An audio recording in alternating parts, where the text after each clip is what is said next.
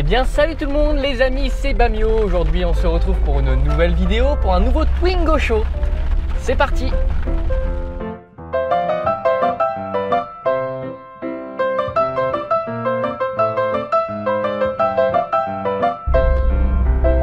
Alors oui, juste avant que la vidéo ne commence, je vous invite à vous abonner. J'ai oublié de le dire en début de vidéo, c'est pas trop dans mon habitude d'habitude. Enfin bref, pensez à vous abonner, ça me fera plaisir. Donc dans cet épisode des Twingo Show, on va tout simplement parler des dents de sagesse. Alors oui, c'est un petit sujet aujourd'hui, un peu plus léger que d'habitude parce que à un moment on en a marre aussi de parler du coronavirus, etc. Donc du coup j'ai décidé de parler d'un sujet plus léger. Ceci dit, je vais quand même vous parler de mon expérience vis-à-vis des dents de sagesse et des choses que bon, je regrette entre guillemets, mais disons que j'aurais fait différemment si j'avais su que ça allait se passer comme ça. J'aurais demandé de faire autrement en tout cas. Alors, donc les dents de sagesse, comment ça s'est passé? Tout simplement, donc c'est sur rendez-vous, vous savez. Donc vous avez vos dents définitives, voilà, qui poussent pendant l'enfance entre guillemets. Mais on a des petites dents qui poussent également quand on devient adulte. Et ces petites dents, c'est ce qu'on appelle les dents de sagesse. Donc vous en avez 4 normalement. Alors c'est des dents dont on avait beaucoup l'utilité à l'époque. Quand on était des hommes de Cro-Magnon, tout simplement parce que là on mâchait beaucoup de viande crue et que c'était beaucoup plus dur à mâcher. Donc on avait des dents qui poussaient pour nous aider à mâcher, mastiquer, etc. J'imagine que c'était leur utilité principale. Mais aujourd'hui, maintenant qu'on a découvert, maintenant qu'on a des choses, c'est des dents qui ne nous servent quasiment plus. Et pourquoi ils ne nous servent plus? C'est tout simplement parce qu'on a découvert. En fait, voilà, on n'en a plus du tout l'utilité. Et donc du coup elles sont encore là parce que l'évolution a fait que elles poussent encore, mais l'utilité a complètement disparu en fait aujourd'hui. On n'en a plus besoin. Mais pourquoi, vous me dites, pourquoi on les fait retirer dans ces cas-là les dents si elles n'ont aucune utilité? Pourquoi on les fait retirer? Enfin, on pourrait les laisser, elles ne demandent rien à personne. Et le problème c'est que généralement on a des appareils dentaires quand on est en adolescence, on a des choses comme ça. Et le problème c'est que quand elles poussent, elles ont tendance à pousser les autres dents parce qu'il n'y a plus assez de place dans notre mâchoire. Parce qu'à l'époque quand on était des macaques, etc., forcément ça allait, on avait de la place ici. Mais désormais on n'a plus assez de place dans la mâchoire, l'évolution a fait qu'on n'avait plus assez de place, mais elles continuent à pousser. Et du coup forcément ça a tendance à décaler les autres dents. Donc quand vous venez d'avoir un appareil dentaire, etc., c'est pas forcément la meilleure solution, j'ai envie de dire. Vous n'avez pas forcément envie de tout refaire. Et d'avoir perdu du temps comme ça. Donc du coup on les fait retirer. Pour ça, donc on prend des rendez-vous chez des dentistes spécialisés. C'est quand même une opération assez banale maintenant, mais qui a quand même, on vous ouvre mine de rien, on vous fait des points de suture à l'intérieur de la bouche, etc. Parce qu'il faut quand même les retirer les dents. Donc comment ça s'est passé? Moi je crois que c'était un mardi, j'avais loupé les cours. Donc on avait pris rendez-vous dans un cabinet à Hermont, pour ceux qui connaissent. Je ne sais pas si c'est encore ouvert, si cabinet de dentiste. Mais vraiment moi ça ressemblait vraiment à l'orthodontie quand il y avait pas grand chose de différent. Pour moi c'était un cabinet de dentiste normal, c'était pas une salle d'opération, etc. Il faut savoir qu'il y en a que 3 qui ont poussé des dents de sagesse. Il y en a une que... Wouh, aquaplaning! Il y en a une, pardon, excusez-moi je me suis excité. Il y en a une qui n'a jamais poussé. Donc c'est pas très grave, tant mieux, moi ça m'arrange. Alors ça m'arrange, mais je vais y revenir après, pas tellement finalement. J'aurais préféré qu'elle pousse quand même. Et en gros, en fait, donc j'ai pris rendez-vous, je me suis installé. Hop là. Priorité à droite, je crois. J'ai toujours un doute, moi. Bon, dans le doute, je m'arrête, ça coûte rien. Donc voilà, on m'a complètement... on m'a anesthésié localement, du coup voilà, tout se passait bien, il n'y a pas de souci, j'avais rien à dire, voilà. En plus j'adore le goût de l'anesthésiant, je sais pas pourquoi. Bon, les piqûres font, on la sent quand même la piqûre, voilà, mais bon, ça fait pas mal, l'anesthésiant c'est tranquille, j'ai envie de dire. Le problème c'est que on m'en a pas mis assez, je pense, et je vais y revenir après, mais truc de fou quand même l'histoire. J'ai un petit peu douillé, voilà, petit spoil. Donc voilà, je fais l'anesthésie, tout se passe bien, je commence à plus sentir ma mâchoire. Là, on te met des milliards de trucs dans la bouche. J'ai horreur d'avoir des trucs dans la bouche, alors pas de trucs sexuels s'il vous plaît. Mais j'aime pas ça du tout vraiment. Ça me donne envie de vomir. En fait, dès que j'ai un truc dans la bouche, ça me fait vomir. c'est un réflexe, ça doit être un réflexe, oh c'est joli. C'est un réflexe hein, probablement, mais j'ai horreur de ça. Et quand on met des cotons, vous savez, bah, c'est pour la salive, hein, pour pouvoir opérer sainement, entre guillemets, pour que ça absorbe.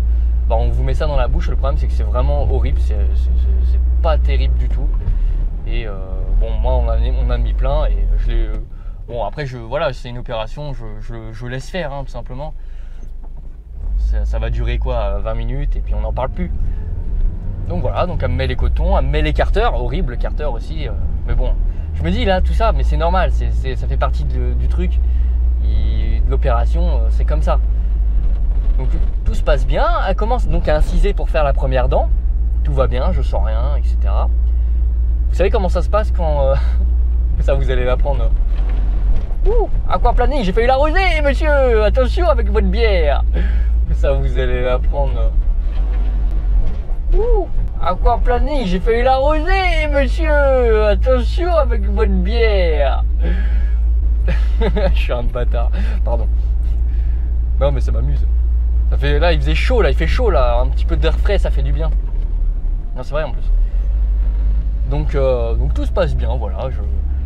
C'est la détente, hein, fait la première dent et donc ce que je voulais, là où je voulais en venir. Donc comment à votre avis, pour ceux qui n'ont jamais eu leur dent de sagesse, là vous faites pause dans la vidéo, vous me dites, à votre avis, comment ils font pour retirer une dent? Bah ils arrachent, c'est ça que vous vous dites? Non, une dent de sagesse c'est un petit peu différent vu qu'elles sont plutôt balèzes comme dents. En fait ils la pètent et vu qu'elles n'ont pas de racines, je crois, il y a un délire comme ça, elles n'ont pas de racines, du coup ils la pètent la dent. Mais c'est horrible parce qu'ils vous incisent, donc vous avez le truc ouvert, elle prend une pince, elle te la met dans la tronche. Et elle appuie, genre elle fait clac. Et t'entends le clac, t'entends tous les morceaux de dents qui se trimballent dans ta mâchoire. C'est horrible, c'est vraiment horrible. En anesthésie locale, en plus, t'entends tout, t'entends tous les bruits, tu sens tout ce qu'elle fait. Quand elle force, bon, ça te fait pas mal, mais tu sens quand même qu'elle force et qu'elle appuie quelque part. Donc voilà, première dent passée, nickel. Je me dis, bon, bah voilà, après retirer les petits morceaux de dents qui restent, à recou, point de suture. Voilà, bon, tu pisses le sang, mais à part ça, pas mal, etc. Deuxième dent.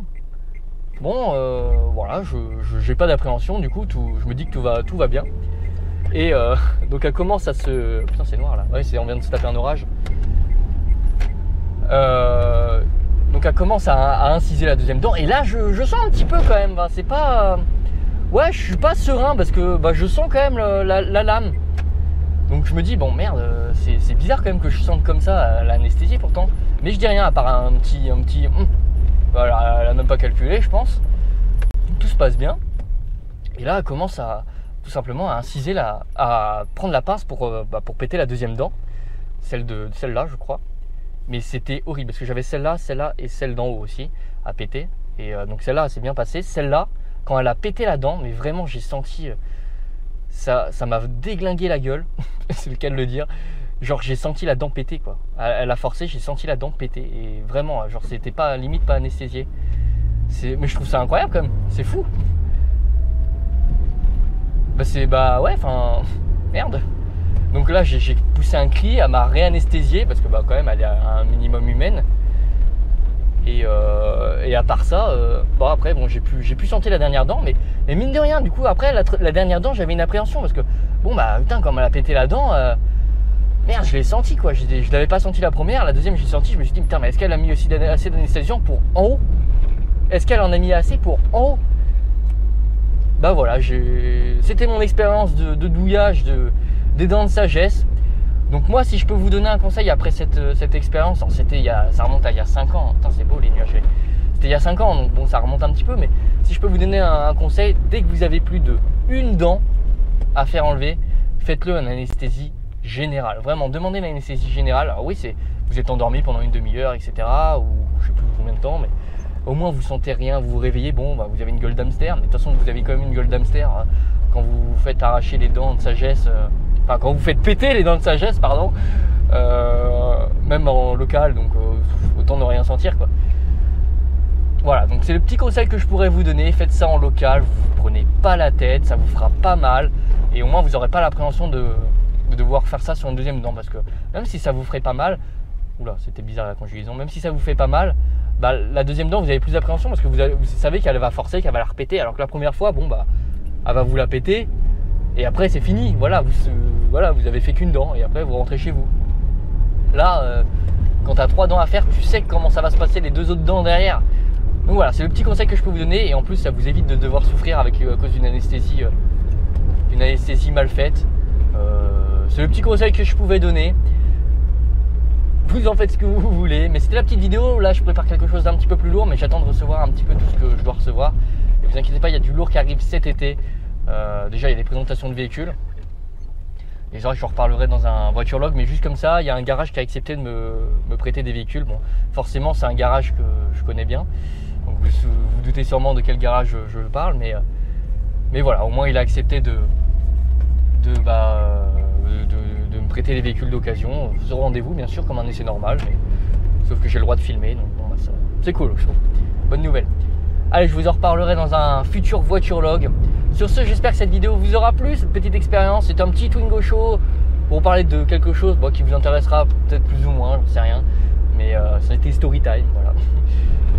J'espère que ça vous aura plu. Moi, je vous dis salut tout le monde les amis, à bientôt. Pensez à vous abonner, surtout très important. Je le dis jamais assez, mais si, je le dis beaucoup. Allez, salut!